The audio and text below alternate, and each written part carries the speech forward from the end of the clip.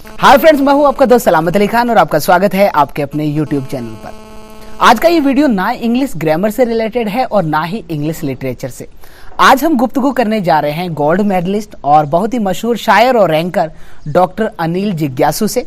नमस्कार, जो कि एक न्यूरोथेरेपिस्ट है। और अब मुद्दा ये है कि अचानक न्यूरोथेरेपी के प्रति मेरा इंटरेस्ट क्यों जगा। तो मैं बताना चाहूंगा, लगभग 20 दिन पहले मेरी अम्मी को लकवा हो गया था और डॉक्टर साहब पिछले 10 दिनों से मम्मी के ट्रीटमेंट में है। और मैंने काफी डीपली ऑब्जर्व किया है कि वाकई न्यूरोथेरेपी अगर ना होती और आज अगर डॉक्टर साहब ना होते तो मेरी मम्मी में जो लगभग 10 दिनों के अंतर्गत 80% इम्प्रूवमेंट है वो नहीं देखने को मिलता। तो सबसे पहले डॉक्टर साहब, आपका स्वागत है। Thank you sir. मैं जानना चाहूंगा आखिर न्यूरोथेरेपी क्या है। बहुत सारे लोग अभी तक इसके बारे में जागरूक नहीं है। दर्शक भी जानना चाहेंगे कि आखिर आप न्यूरोथेरेपी से पेशेंट को किस प्रकार से सही करते हैं। जी सर, मैं समझता हूँ कि न्यूरोथेरेपी इस इलाके में, बल्कि हिंदुस्तान में एक लेटेस्ट टेक्नोलॉजी है जो डॉक्टर लाजपत राय मेहरा की एक थेरेपी है। और इसमें हम शरीर के बाहरी अंगों पे दबाव देके, एक्सटर्नल पार्ट्स पे, रक्त वाहिनियों पे प्रेशर देते हैं और मरीज़ के अपने ही रक्त संचार से उसको ठीक किया जाता है। एक प्रेशर थेरेपी है जिसमें कि फिजियोथेरेपी के कुछ पॉइंट्स लिए जाते हैं, कुछ एक्यूप्रेशर के भी पॉइंट्स लिए जाते हैं, योगा, नेचुरोपैथी और एक कॉम्बो ट्रीटमेंट है। मेरा अपना एक्सपीरियंस ये है सर कि इसमें मतलब हम कुल मिलाकर सारी पद्धतियों को मिला के एक लेटेस्ट और शानदार टेक्निक से मरीज़ का इलाज करते हैं बिना किसी दवाई के। बहुत ही शानदार। मैंने तो डीपली ऑब्जर्व भी किया है जिस प्रकार से आप अम्मी की उंगलियों को और इस प्रकार से करते थे। मोस्टली हम देखते हैं कि अगर हमारा सर दर्द हो तो हम कैसे भी हाथ से अपने सर को दबा लेते हैं। तो क्या वो वाकई सही रहता है आपके ट्रीटमेंट में और एक साधारण आम आदमी जो करता है उसमें लगभग कितना अंतर होता है? ये जो हमारे गुरुजी डॉक्टर लाजपत राय मेहरा ने जब रिसर्च की तो इसी बात को आधार मान के किया था सर। जनरली क्या होता है कि आदमी जब थका हारा घर पे आता है तो अपने बच्चों से कहता है कि पैर दबाइए या सर दबाइए, और वो दबाने से उनको आराम भी मिलता है। और ये आप सब भी जानते हो। तो वो आराम जो मिलता है उसमें होता क्या है कि जनरली प्रेशर देने से कुछ ना कुछ केमिकल सिक्रेशन अंदर होता है। और पद्धति ये बताती है कि वो सारे केमिकल्स जो हम दवाइयों से लेते हैं ऑलरेडी हमारे शरीर में बनते हैं। तो कहीं ना कहीं जाने अनजाने हमसे सही पॉइंट्स प्रेस हो जाते हैं और वो दबाने से शरीर को आराम मिलता है। लेकिन हमारी थेरेपी में टेक्निकल रूप से हम वहीं प्रेशर देते हैं जिस चीज़ की हमें ज़रूरत होती है। एक बात और पूछना चाहूंगा मैं, मोस्टली बहुत सारे जो लोग हैं उनको लकवा हो जाता है, तो आपको क्या लगता है कितने टाइम के बाद तक अगर उनका इलाज शुरू कर दिया जाए तो न्यूरोथेरेपी वहां पे कामयाब है, या न्यूरोथेरेपी में भी आप हाथ खड़े कर देते हो एक लिमिट के बाद? जी सर, ऐसा है कि शुरू में जब किसी पेशेंट को लकवा मार जाता है, ये एक्चुअली दो तरह से होता है कि जिसमें मतलब एक तो ब्लॉकेज की वजह से हो जाता है और दूसरा ब्रेन हेमरेज की वजह से होता है जिसमें कि नस फट जाती है। तो प्राइमरी ट्रीटमेंट के लिए हम खुद रिकमेंड करते हैं कि आप एलोपैथिक ट्रीटमेंट लें। तो एलोपैथिक यानी कि जो अंग्रेजी इलाज की मैं बात कर रहा हूँ। तो प्राथमिक ट्रीटमेंट के बाद डॉक्टर खुद सजेस्ट करते हैं कि आप लोग थेरेपी लीजिए, एक्सरसाइज करवाइए घर पे। तो उसमें अगर तुरंत बाद एक्सरसाइज स्टार्ट हो जाए, तो मैंने अपने जीवन काल में भी ऐसे रिजल्ट्स देखे, अपने करियर के अंदर रिजल्ट देखे हैं, बल्कि रिजल्ट्स दिए हैं ऐसे शानदार रिजल्ट्स कि तुरंत, जैसे कि आपने प्राइमरी ट्रीटमेंट जो है वो एलोपैथिक ट्रीटमेंट आपने लिया, और एलोपैथिक ट्रीटमेंट लेने के बाद जैसे ही आप थेरेपी स्टार्ट करते हो तो विद इन फ्यू डेज अगर पेशेंट की बॉडी जल्दी रिस्पॉन्स देती है तो बहुत शानदार रिजल्ट्स मिलते हैं। और हाथ खड़े करने वाले इसमें कोई बात नहीं है जहाँ तक मेरा अनुभव है।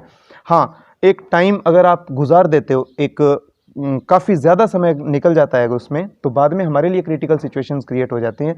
बाद में उसको कवर अप करना मुश्किल हो जाता है, लेकिन तुरंत अगर स्टार्ट हो जाए ट्रीटमेंट तो आराम से हम ठीक कर सकते हैं मरीज़ को। वाकई एक चीज और भी देखने को मिलती है, बहुत सारे दोस्तों ने मेरे से पर्सनली पूछा था कि उनके घर में जो लकवे के पेशेंट है और डॉक्टर हिदायत देते हैं कि उनकी जो मालिश वगैरह जो तेल वगैरह से करनी होती है तो वो किस हिसाब से किया जाए, क्योंकि मोस्टली हम देसी लोग होते हैं और हमें पता नहीं होता कि कौन सी नर्व्स को कैसे दबाना हो। तो उन दर्शकों के लिए आप क्या कहना चाहोगे? मैं यही सलाह दूंगा कि मसाज जहाँ तक हो वो हल्के हाथ से की जानी चाहिए, क्योंकि मालिश रगों पे ज़्यादा दबाव डालने से ट्रीटमेंट कारगर नहीं होता, क्योंकि ये जो प्रॉब्लम होती है ये मोस्टली ब्रेन की प्रॉब्लम होती है। तो यहाँ जो चीज़ मैं आपसे कहूँगा कि रिज़ल्ट जहाँ से हम चाहते हैं वो तंत्रिका तंत्र से रिज़ल्ट आना होता है, ना कि नसों को ज़्यादा दबाने से। रक्त परिसंचरण संस्थान जो है, हमारी रगों में जो रक्त बहता है, हमारा प्रेशर मोस्टली उन पे आता है, लेकिन हद से ज़्यादा उन पे प्रेशर देना नुकसानदायक भी हो सकता है। जबकि वहाँ ज़्यादा मालिश करने या दबाने से ब्रेन एक्टिव नहीं होता, जबकि प्रॉपरली ट्रीटमेंट एक्सरसाइज करने से या न्यूरोथेरेपी की ट्रीटमेंट से ब्रेन सेल्स एक्टिवेट होते हैं। तो मालिश करना ठीक है, नुकसानदायक नहीं है, लेकिन हद से ज़्यादा और प्रेशर बहुत ही ज़्यादा दबाव देके, मतलब एक्सट्रीम प्रेशर देके अगर हम ये सोचते हैं कि रिजल्ट ले लेंगे तो कभी कभी उसका नुकसान भी हो सकता है। तो मालिश मैं कहूँगा कि हल्के हाथ से की जानी चाहिए। ज्यादातर दर्शकों के भी ये सवाल थे कि कुछ ऐसे पेशेंट्स भी देखने को मिले हैं जिनका जो लकवा है पूरी परमानेंट हो जाता है और उसमें कोई सुधार नहीं मिलता। क्या वाकई ऐसी चीज है कि हमारी हड्डियां एक स्थायी विकृति ग्रहण कर लेती है, उसके बाद उसका कोई इलाज नहीं हो सकता? अगर पेशेंट लंबे समय से चारपाई पे है, बेड पे है और एक्सरसाइज नहीं हो पा रही है, तो ऐसी सूरत में जॉइंट्स के जाम होने की या हड्डियों के विकृत होने की संभावनाएं बढ़ जाती हैं। लेकिन एक्सरसाइज अगर रेगुलरली हो रही है तो आपको रिजल्ट्स अगर स्लो भी मिलते हैं तो फ़ायदा ये होता है एक्सरसाइज का कि आपके जो मसल्स, आपके बोन्स एंड जॉइंट्स वो प्रॉपर रहते हैं। कहने का मतलब हड्डियाँ, जोड़ और मांसपेशियाँ ठीक रहती हैं। एक इनर मोटिवेशन का कितना फर्क पड़ता है? मैंने देखा कि लगभग हम 5 दिनों से मम्मी का इलाज कर रहे थे अपने हिसाब से और वो मोटिवेट नहीं हो पा रहे थे हमसे, और जैसे ही मैंने देखा आपने 2 दिन के अंतर्गत उनको खड़ा करके दिखा दिया। तो क्या इसके पीछे कारण ये है कि आप एक चिर परिचित चेहरा उनके लिए नहीं थे तो वो मोटिवेट हुए, या कुछ ऐसी चीजें हैं जिसमें आप एक डॉक्टर होने के नाते मोटिवेट करते हो? कुछ तो ये भी फ़र्क पड़ता है कि पेशेंट पे ये प्रभाव होता है कि मुझे ट्रीट करने वाला जो पर्सन है वो एक स्पेशल है, डॉक्टर है, और वो यकीन कर लेता है कि ये मुझे ठीक करेंगे। दूसरी बात ये रहती है कि जो इनर मोटिवेशन का, जहाँ तक आपने कहा, इसमें एक टेक्निकल बात बताऊंगा मैं आपको कि जैसे पेशेंट को हम ट्रीट करते हैं और एक्सटर्नल एक्सरसाइज आपने कर दी, बाहरी रूप से अपने अंगों को जैसे हाथ पैर हिलाए, अपने जॉइंट्स की एक्सरसाइज कर दी, ये वो सब कुछ हो गया। लेकिन एक जो इंटरनल खुद पेशेंट जब कोशिश करता है तो उसमें क्या होता है कि वो तंत्रिकाओं को संदेश दे रहा है। हमारे 2 प्रकार के नर्वस सिस्टम हैं, जो जिसमें ये मैं आपको बताऊं कि निष्क्रिय जो अंग हो जाते हैं तो उसमें 2 प्रकार के डिफेक्ट आ सकते हैं। एक तो अगर सेंसरी नर्व्स ने काम छोड़ दिया तो सेंस नहीं रहेगा, यानी कि बॉडी को पता नहीं चलेगा, ब्रेन को बॉडी टू ब्रेन मैसेजेस नहीं जाएंगे, इम्पल्सेस नहीं जाएंगे, तो पता नहीं चलेगा कि क्या हो रहा है, कोई दर्द है, पेन है, ठंडा है, गर्म है, यानी सेंस नहीं है। और दूसरा है मोटर एरिया, मोटर नर्व्स। तो मोटर नर्व्स अगर काम छोड़ देती हैं तो अंग, जैसे अब मैं, ये कॉफ़ी है तो मान लो कि मैं कॉफ़ी पीने के लिए कप उठाता हूँ या मैं जो भी एक्टिविटी करता हूँ, ये तमाम एक्टिविटीज़ ये ब्रेन से बॉडी को संदेश मिलते हैं, यानी brain to body and body to brain impulses आते और जाते हैं। ये न्यूरॉन्स का, नर्वस सिस्टम का काम है। पेशेंट की वो जो इंटरनल प्रक्रिया है वो इस मोटिवेशन से, इंटरनल मोटिवेशन से एक्टिव होती है। यानी कि बाहरी एक्सरसाइज आपने की तो आपने बाहर के अंगों को हिलाया, एक्सरसाइज की, everything is all right. But जब पेशेंट खुद कोशिश करता है अंदर से तो इंटरनल नर्वस सिस्टम एक्टिवेट होता है। तो ये लॉजिकल पॉइंट है। बताना चाहेंगे कि आप कैसे सोना चाहिए? मोस्टली अगर यही बात है सोने की तो मैं इसमें यही कहूँगा दर्शकों से भी और आपसे भी कि आप शवासन में लेटने की कोशिश करें। शवासन में शरीर का जो स्थिति रहती है शरीर की, वो एकदम शव की तरह रहती है। पूरे शरीर को निढाल एकदम, और हाथ हथेलियाँ अध खुली आकाश की ओर, और गहरे लंबे सांस लेते हुए उस वक्त अगर आप भीतरी कुछ अनुभव करना चाहें तो ये होता है उसमें कि प्राथमिक मेडिटेशन का भी एक रूल है। इसमें आपका पूरा शरीर ना सिर्फ रिलैक्स होता है बल्कि आप कुछ ही घंटों में प्रॉपर नींद जो है वो कुछ मिनट्स के अंदर 8 घंटे की नींद का सुख आप पा सकते हैं। और इसमें आपका शरीर ना सिर्फ एकाग्र होता है बल्कि स्वस्थ भी रहता है। एक चीज और सिंपल सी बात ये कि मोस्टली बहुत सारे लोग जो है वो चारपाई पे सोना पसंद करते हैं, कुछ लोग जो है वो बेड पे सोना पसंद करते हैं, और कुछ लोगों को नीचे फर्श पे नींद आती है। तो एक टेक्निकली बताया जाए कि वाकई में अगर जो बॉडी को जो सबसे ज्यादा रिलैक्स फील होता है, साइंस की लैंग्वेज में जो कहा जाए, तो वो इन तीनों में से कौन सा? अगर आप साइंटिफिकली बात करते हो और शरीर के लिए जो सही बात आप कर रहे हो कि क्या चीज़ ज़्यादा सही रहेगी, दुरुस्त क्या रहेगी, तो वो तो ज़मीन पे सोना ही मैं कहूँगा कि सबसे ज़्यादा दुरुस्त होता है। लेकिन आजकल तो ये लुप्त ही हो गया है। उसके बाद जो शरीर है वो बेड, जो हार्ड बेड पे, तो हम बताते भी हैं पेशेंट को कि हार्ड बेड हो और बिना तकिए के आपको अच्छा, मान लो गद्दा वगैरह ना लगा, गद्दा थोड़ा हार्ड हो तो ज़्यादा अच्छा रहता है, या फिर पतला कोई हो, मतलब बहुत ज़्यादा सॉफ्ट अगर होता है तो वो ज़्यादा फ़ायदेमंद नहीं होता।